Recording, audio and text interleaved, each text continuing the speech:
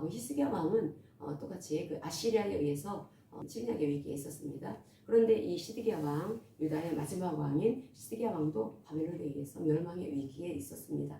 그 위기에 있었을 때 히스기야는 그 이사야 선지자, 그 당시에 활동했던 이사야 선지자에게 기도를 요청하죠.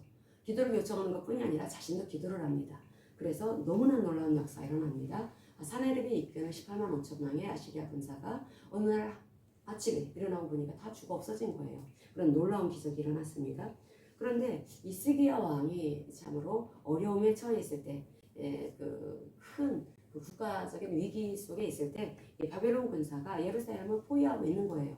그러니까 히스기야 때하고 똑같은 상황이 펼쳐진 것입니다. 히스기야 때에는 아시리아 군사였다면 이 시드기야 때는 이 바벨론 군사가 온 예루살렘을 둘러싸고 있습니다.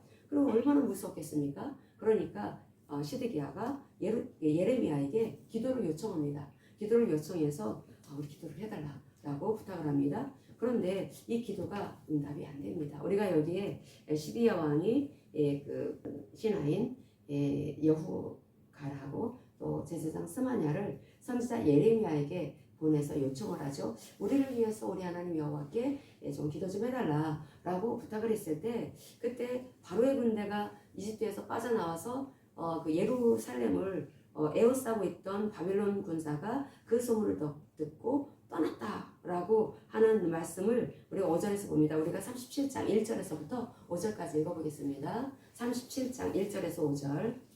요시아의 아들 시드기야가 여호야김의 아들 고니야의 뒤를 이어 왕이 되었으니 이는 바벨론의 느부갓네살왕이 그를 유다 땅의 왕으로 삼음이었더라. 그와 그의 신하와 그의 땅 백성이 여호와께서 선지자 예레미야에게 하신 말씀을 듣지 아니하니라. 시드기야 왕이 셀레미야의 아들 여후갈과 마아세야의 아들 제사장 스바냐를 선지자 예레미야에게 보내 청하되 너는 우리를 위하여 우리 하나님 여호와께 기도하라 하였으니 그때 예레미야가 갇히지 아니하였으므로 백성 가운데 출입하는 중이었더라. 바로의 군대가 애굽에서 나오매 예루살렘을 에워쌌던 갈대아인이 그 소문을 듣고 예루살렘에서 떠났더라. 아멘. 우리가 이 말씀 5절을 보면은 그 기도의 응답이 일어난 것을 그렇게 생각할 수가 있습니다.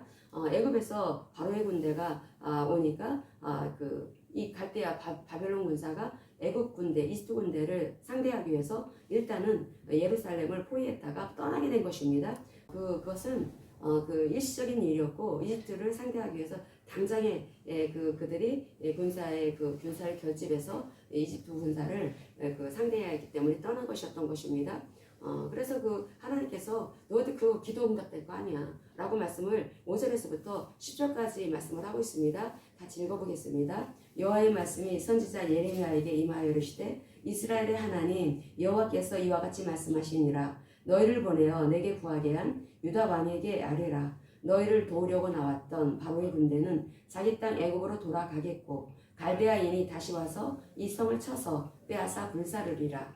여호와께서 이와 같이 말씀하시니라. 너희는 스스로 속여 말하기를 갈대아인이 반드시 우리를 떠나리라 하지 말라. 그들이 떠나지 아니하리라. 가령 너희가 너희를 치는 갈대아인의 온 군대를 쳐서 그 중에 부상자만 남긴다 할지라도 그들이 각기 장막에서 일어나 이 성을 불사르리라. 아멘. 하나님께서 말씀을 하십니다. 분명히 히스기야도 이사야에게 기도를 요청했는데, 그런데 히스기야와 시드기야의 차이점이 무엇입니까? 그것은 히스기야는 중보 기도를 요청하고 자기가 기도합니다. 그런데 이 시드기야는 중보 기도는 요청했는데 자기는 기도하지 않았다라는 거죠. 기도하지 않고 기도를 부탁합니다. 그런데 그 기도가 응답된 것 같았습니다. 이집트의 군사가 밀어닥치니까 어쨌든 바벨론 군사들이 떠났습니다. 떠났는데 하나님이 말씀하시죠. 너희들 이거 기도 응답된 거 아니야. 하나님께서 너희들이 갈대아는 바로 바벨론을 말합니다. 바벨론 군사들 너희들이 다 물리친다 하더라도, 그래서 그 중에 불상자만 나왔다 할지라도 너희들은 그 사람들을 이길 수가 없어. 그 사람들이 와서 결국은 예루살렘을 다 불사르게 될 거다. 반드시 나는 그 사람들을 통해서 바벨론을 통해서 심판할 거다라고 하는 말씀을 하고 있다는 것입니다. 시드기야는 기도하지 않았습니다. 우리가 신앙생활하면서 기도를 부탁할 수 있습니다. 기도를 부탁하는데 그런데 기도를 중보를 부탁하면서 자기는 기도하지 않는다. 그럼 어떤 짝이 될 수가 있냐면 시드기야 꼴이 될 수 있다는 것입니다. 시드기야도 예레미야를 인정해서 예레미야에게 기도를 부탁했지만 본인은 정작 왕으로서 그 누구보다도 히스기야처럼 기도를 했어야 되는데 기도하지 않습니다. 그러니까 기도가 응답되지 않았다는 거죠. 기도가 응답되지 않고 결국은 그 남유다는 멸망하게 되었고 바벨론에 의해서 멸망하게 되었고 시드기야는 아주 비참하게 눈이 뽑혀지는 그런 고문을 형벌을 받게 됩니다. 자기 눈앞에서 자기 두 아들이 처형당하는 것을 보고 귀족들이 처형당하는 것을 보고 그 다음에 너 다 봤지? 그러면서 왕이 저 시드기야 왕의 두 눈을 뽑아라. 그래서 그 살아있는 사람의 눈을 뽑을 때 얼마나 아팠을까? 그러면서 그 예레미야의 그 말을 떠올리지 않았을까? 예레미야가 그토록 그렇게 회개하라, 돌이켜라 라고 말씀하고 있고, 그리고 예레미야가 이 시드기야 왕에게 계속 들려준 메시지는 친바벨론 정책을 펼쳐라 라고 하는 거였습니다. 예루살렘은 원래 그 애굽에서 나왔기 때문에 애굽에 대해서 굉장히 어떤 의지하려고 하는 경향이 컸습니다. 그래서 이집트를 의지하고 그랬는데 이 시드기야 왕이 마지막 왕으로 됐을 때 사실은 시드기야 지가 원해서 된 것이 아니라 또 순번이 됐기 때문에 왕이 된 것이 아니라 바벨론 왕 느부갓네살이 이 시드기야를 세운 것입니다. 우리 37장 1절에 보면은 시드기야가 그 여호야김의 아들 고니아의 뒤를 이어서 왕이 되었다라고 하는 말씀을 하고 있죠. 그 여호야김의 그 아들 그 요야김이라고 하는 왕이 있었는데 그 왕의 아들이 바로 요야긴입니다. 근데 요야긴이 불과 석 달 정도밖에 통치하지 못하고 바벨론이 서들어와서 이 여호야긴 어린 나이에 18살, 19살 정도밖에 되지 않은 이 왕을 압송해서 바벨론으로 끌어갑니다. 끌어가고 그리고 나서 세운 왕이 시드기야 왕이었다라는 거죠. 이 고니아는 바로 여호야긴을 말하는 것입니다. 근데 이 시드기야 왕이 세워졌을 때 그때 이스라엘 사람들 남유다 백성들은 시드기야를 인정하지 않았습니다. 원래 왕은 여호야긴이 맞아. 여호야김이 죽고 난 다음에 그 아들 여호야긴이 왕이 되었기 때문에 우리 남유다의 왕은 여호야긴이야. 그런데 여호야긴을 폐위시켜버리고 시드기야 왕을 세우게 됩니다. 시드기야는 여호야긴의 삼촌이었습니다. 요시야 왕의 아들이었습니다. 그런데 자기가 왕으로서의 정통성을 이어받지 못했다라고 하는 어떤 마음속에 그런 마음이 있지 않았겠습니까? 그러니까 시드기야가 친바벨론 정책을 쓰는 것이 아니라 반바벨론 정책을 썼다라는 거죠. 그런데 하나님께서는 너희들 바벨론을 적대하면 안 된다. 바벨론하고 친해야 된다. 그들과 동맹을 맺어라. 그들의 도움을 받아라. 그게 너희들이 살 길이다. 예레미야를 통해서 들려주시는 메시지는 항상 바벨론 쪽에 붙어라. 너희들 힘없다. 너희들 애굽에 붙으면 안 된다. 친애굽 정책을 쓰면 안 된다. 친바벨론 정책을 써야 된다. 그 같은 말씀을 들려주었습니다. 그런데 그 귀족들을 비롯한 모든 종교 지도자들은 다 친애굽 정책을 지지했다라는 거죠. 그래서 친애굽 정책을 펼칠 수밖에 없었다라는 것입니다. 시드기야 왕이. 그래서 사람의 눈치를 보게 됩니다. 사람의 눈치를 보게 되고 예레미야를 통해서 들려주는 이 메시지, 친바벨론 정책을 쓰라고 하는 그러한 그 정책을 그런 메시지는 뒤로 물리쳐버리고 애굽 정책을 썼을 때 그때 이스라엘 백성들, 남유다 백성들에게 너희들은 지금 하나님의 말씀을 어기고 있다. 하나님의 말씀을 어기는 그것은 하나님을 의지하는 것이 아니다. 하나님을 의지하지 않게 되면 결국은 너희들은 저주를 받게 될 것이다. 그 같은 말씀을 합니다. 예레미야서 17장 5절에서부터 7절을 보겠습니다. 예레미야서 17장 5절에서 7절. 예레미야서 17장 5절에서 7절 같이 보겠습니다. 여호와께서 이와 같이 말씀하시니라. 무릇 사람을 믿으며 육신으로 그의 힘을 삼고 마음이 여호와에게서 떠난 그 사람은 저주를 받을 것이라. 그는 사막의 떨기나무 같아서 좋은 일이 오는 것을 보지 못하고 광야 간주한 곳 건건한 땅 사람이 살지 않는 땅에 살리라. 그러나 무릇 여호와를 의지하며 여호와를 의뢰하는 그 사람은 복을 받을 것이라. 아멘. 하나님께서 친애굽 정책을 쓰지 못하게 하십니다. 그런데 친애굽 정책을 썼다라고 하는 것은 결국은 친바벨론 정책을 쓰게 하신 하나님의 말씀을 어긴 거죠. 외면을 할 것입니다. 그리고 사람의 힘을 믿었다라는 거죠. 애굽의 그 군사력을 믿은 것입니다. 애굽의 군사력에 도움을 받아서 바벨론 군사를 막아보고자 했던 사람들이 시드기야 왕을 비롯한 모든 지도자들이었습니다. 왕족, 귀족, 또 종교 지도자들의 모습이었습니다. 그러면 결국은 이들은 하나님을 의지한 것이 아니기 때문에 결국은 멸망할 것이다. 이와 같은 말씀을 합니다. 우리는 이 마음 가운데 왜 자꾸 영적으로 무뎌지고 하나님의 말씀을 어기려고 할까? 하나님의 말씀을 어기고 있다라고 하는 것은 그 마음 안에 자꾸 인간적인 이 생각이 앞질렀기 때문에 그러는 것입니다. 하나님과의 관계가 그래서 너무나 중요한 것인데 하나님과의 관계는 하나님의 그 말씀을 통해서 내 마음을 다루어 나갈 때 하나님과의 관계가 더 깊어집니다. 하나님의 말씀, 그 바벨론과 동맹하라. 바벨론을 너희들이 그렇게 밀어내면 안 된다. 친바벨론 정책을 써야 된다. 라고 하는 그 말씀을 주시면서 그럼 너희들은 살아나게 될 것이다. 라고 하는 이 말씀을 주시는 것에 대해서 왜 이들이 이렇게 전혀 다른 반응을 보였을까? 그것은 자신들이 생각을 하기에 바벨론보다는 애굽이 더 군사력이 더 우위에 있다라고 생각했기 때문에 그렇다는 것입니다. 애굽이 더 군사력이 더 우위에 있고 또 그들과 같이 동맹을 맺게 되면은 그들이 가지고 있는 그 모든 그러한 경제력과 군사력 이런 것들의 도움을 받으면서 얼마든지 바벨론 신흥 제국이 바로 바벨론이었었는데 이 바벨론을 물리칠 수 있다라고 계산을 한 것이 바로 시드기야 왕을 비롯한 모든 종교 지도자들을 비롯한 왕족들 귀족들이었습니다. 근데 그들이 무엇을 놓쳤습니까? 그들이 놓친 것은 하나님과의 관계 속에서 하나님을 신뢰하고 하나님을 신뢰한다면 사람의 마음속에 아주 자연스럽게 생성되어지는 것이 믿음입니다. 왜 하나님께서 우리에게 하나님을 신뢰하라, 하나님을 의지하라 라고 하는 말씀을 주실까? 하나님 눈에 보여지지 않는데 우리가 어떻게 하나님을 의지할 수가 있고 또 하나님을 신뢰할 수가 있을까? 그래서 하나님은 성경을 통해서 계속 하나님은 어떤 하나님인지, 하나님은 창조주 하나님이시라고 하는 것에 대해서 또 하나님은 또 우리를 구원하신 구속주 하나님이시라고 하는 것에 대해서 계속 말씀을 주십니다. 그래서 하나님의 성품을 너희들이 항상 잊지 말아라. 하나님은 인자하신 하나님이시고 그 진리의 하나님이시고 또 항상 하나님이 하시는 그 말씀은 반드시 지키시는 성실하신 하나님이시다 라고 하는 것을 말씀을 통해 들려주십니다. 그럼 이스라엘 백성들이 해야 되는 일은 그 하나님의 그 말씀을 반드시 신뢰를 하고 신뢰를 할 때 이 말씀을 주신 하나님을 신뢰하면서 이 마음속에 갖게 되는 것이 바로 믿음이었었는데 이 믿음이 주어졌다 하더라도 이 자연적으로 자동적으로 완전하게 되는 것이 아니죠.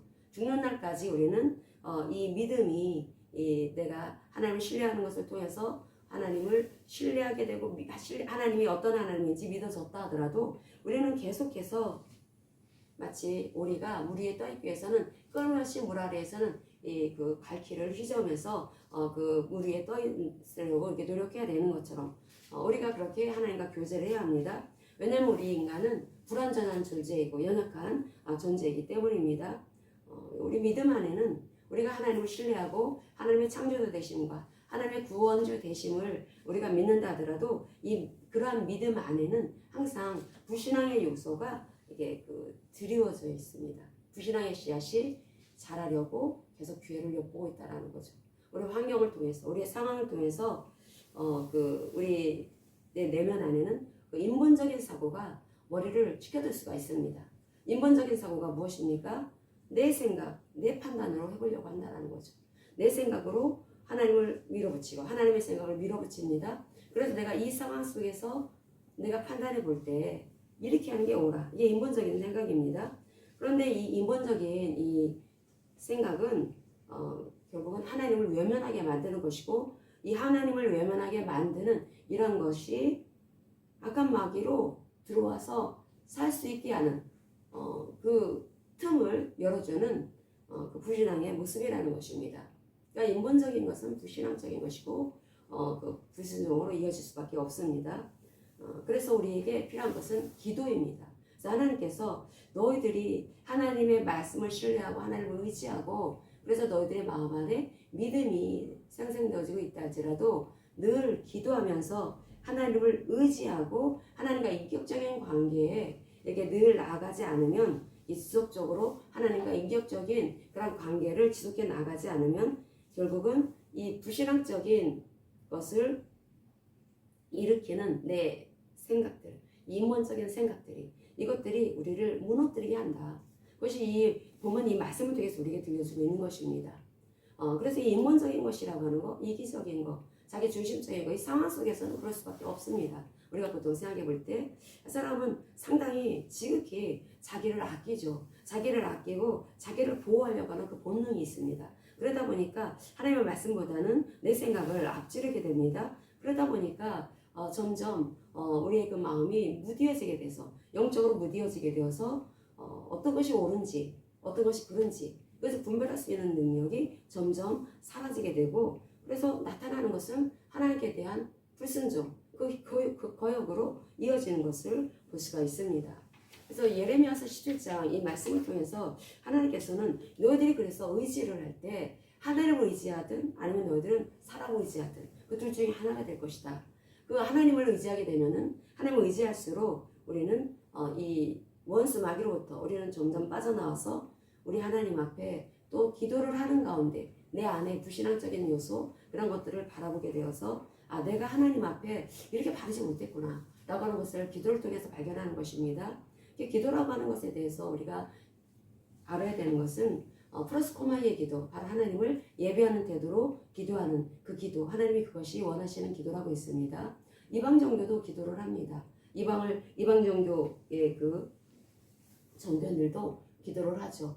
그래서 자신이 믿는 신에게 그 풍요와 그리고 또 어떤 인생의 형통함, 그런 것들을 그 인생의 또 안녕, 그 삶의 안녕을 그 기원하고 바라고 기도를 합니다. 그런데 우리가 교회에서도 그럴 수가 있습니다. 교회에서도 우리의 풍요로운 삶, 이것을 위해서 하나님 앞에 기도할 수가 있습니다. 그런데 이것은 프로스코마의 기도가 아닙니다. 이 데오마의 기도라고 하죠. 내가 필요한 것을 구하는 것. 근데 우리가 기도를 우리가 어떻게 이해를 해야 되냐면, 지금 시드기야 왕이 어떤 걸 놓치냐면은, 하나님이 이스라엘 백성들을 출애굽시켜 주시고 하나님께서 주신 그 가나안 땅에서 들어와 살게 되었을 때 이들이 잊지 말아야 되는 것은 하나님이 어떤 일을 하셨는지, 그 하나님의 그 자신들을 출애굽시켜 주시고 그 적과 꿀이는 그 가나안 땅을 선물해 주셨을 때 언약 백성으로 어떻게 살아가야 되는지, 그것을 그 누구보다도 왕으로서 그 말씀을 늘 가까이 해야 했습니다. 그 말씀을 통해서, 율법을 통해서 이스라엘 백성들에게 우리는 신령 국가의 백성들이기 때문에 어떻게 살아가야 되는지를 그 누구보다도 실천해야 될 사람이 왕이었다라는 거죠. 그런데 그 히스기야 왕이라든지 다윗 왕은 그 일을 실천을 잘했습니다. 물론 부족한 그런 부분이 있다 할지라도 그들의 삶을 보면은 하나님 앞에 바르게 살기 위해서 애썼던 그런 모습을 볼 수가 있습니다. 그것은 하나님을 의지하기 때문에 가능한 일입니다. 하나님을 의지하면 하나님께서 복을 주시고, 또 그렇게 하나님이 어떤 하나님인지 그 하나님을 찬양하고 하나님을 경배하고, 그래서 하나님을 높일 때, 그럴 때 그 하나님 앞에 드리는 그런 그 기도를 통해서 내 안에 그 불완전한 모습을 보게 되죠. 내 안에 이런 이기심이 있구나, 내 안에 이렇게 잘못된 그런 요소가 있구나, 그런 것들을 발견하면서 그것을 기도 가운데 깨닫게 되고, 왜냐하면 성령이 일하시니까 그래서 그걸 물리치게 될 것입니다. 그럼 점점 우리는 하나님이 원하시는 그 길을 가게 됨으로써 기도에 응답이 있게 되는 것을 볼 수가 있습니다. 사람이 가면 그림자가 따라오죠. 빛이 딱 있을 때 빛의 그 그림자가 빛으로 인해서, 햇빛으로 인해서 그림자가 지게 됩니다. 그림자가 지게 되는 것처럼 우리가 하나님을 의지하고 하나님을 바라게 되면은, 그렇게 하나님을 경배하고 찬양하게 되면은 우리 인생에서 필요한 그 모든 것들이 우리에게 따라오게 됩니다. 이런 그 하나님의 은혜가 있게 되는 것인데, 그런데 이 하나님의 이 사람들, 그 하나님을 소위 믿는다라고 하는 이 사람이 그렇게 하지 않고 기도를 해도 그렇게 자신을 돌아보면서 하나님이 원하시는 삶으로 자꾸 바꾸어 나가고자 하는 그런 마음을 갖지 않게 되면은 시드기야 왕처럼 육신의 필요를 위해서만 기도를 한다는 것입니다. 예레미야에게 우리 이 바벨론 군사 좀 쫓아내 달라고, 당신 한번 기도해 달라고 중보 기도를 요청을 합니다. 자신도 기도하면서 기도를 요청을 해야 되는데 그렇게 하지 않았다라는 거죠. 그러다 보니까 자신은 기도하지 않고 중보 기도만 요청하게 되니까 자신의 내면 안에 있는 그 어둠, 내면 안에 있는 그 악, 그것은 여전히 있습니다. 그 내면 안에 있는 반드시 바뀌어져야 되는데 그 사람이 그게 바뀌어져야지 하나님이 역사하시고 하나님이 원하시는 그러한 삶이 그 사람의 그 현장 속에서 그 사람의 삶 속에서 그게 그대로 이루어지게 될 것인데 그렇게 하지 않는 그러한 그것은 결국은 하나님을 의지하는 것이 아니라 의지하는 것이 아니라 사람을 의지하는 것이다. 그것은 육신을 힘으로 삼는 것이다. 너는 자꾸 육신을 힘으로 삼고 사람을 의지하면서 살아가는구나. 그렇게 되면은 결국은 그 하나님을 의지하지 않은 그런 그 태도로 인해서 하나님의 진리는 점점 더 멀어지게 되고 그래서 이제 하나님을 알아가는 것은 이제 완전히 이 마음이 닫혀지게 되면서 내 생각이 더 강화되어집니다. 그럼 결국 17장의 말씀처럼 저주가 임할 것이다 라는 말씀을 하고 있다는 거죠. 이 저주라고 하는 것은 그냥 우리가 볼 때 듣기 싫은 말인 것 같지만 사실 이것도 하나님께서 지옥 가는 것보다는 차라리 저주를 받아서 이 땅에서 돌이키는 게 기회이기 때문에 하나님께서 그 기회를 주셨다는 것입니다. 그래서 이 기도가 어떤 것인지를 알아야 됩니다. 우리를 살아나게 하는 이 기도를 우리가 해야 되는 것은 하나님과의 그 인격적인 교제를 지속시키기 위해서 기도하는 것이고 이 기도가 반드시 필요한 것은 불신앙을 극복하기 위한 첩경이 기도라는 거죠. 우리가 골로새서에서도 보면은 기도할 때 항상 깨어서 이게 감사라고 골로새서 4장 2절을 보겠습니다. 골로새서 4장 2절 기도를 계속하고 기도에 감사함으로 깨어있으라.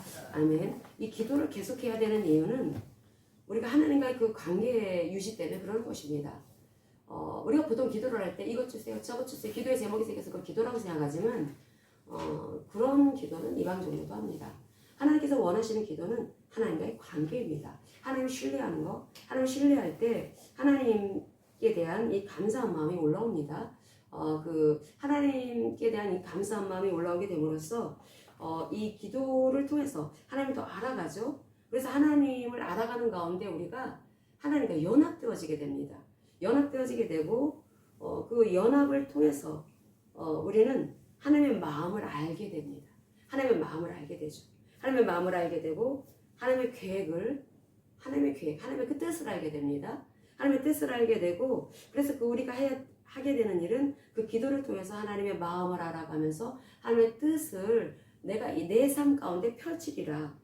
그런 것이 신령 깊은 곳에서 올라오게 되는 것을 볼 수가 있습니다.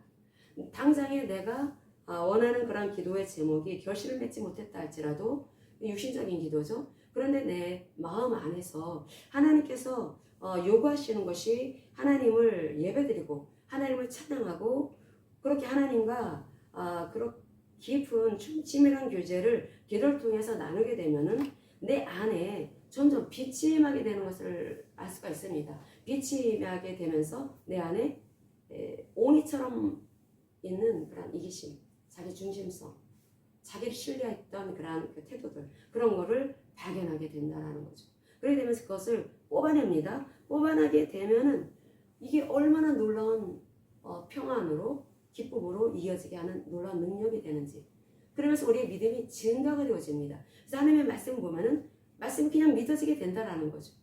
사실 우리가 세상에서 살아가면서 필요한 물질이라든지 형통함이라든지 어떤 높이 올라가는 어떤 자리라든지 직업, 직장 이런 모든 것은 하나님과 관계가 다르면 저절로 따라옵니다. 그렇기 때문에 하나님께서 우리에게 요구하시는 것은 프로스토마의 기도다.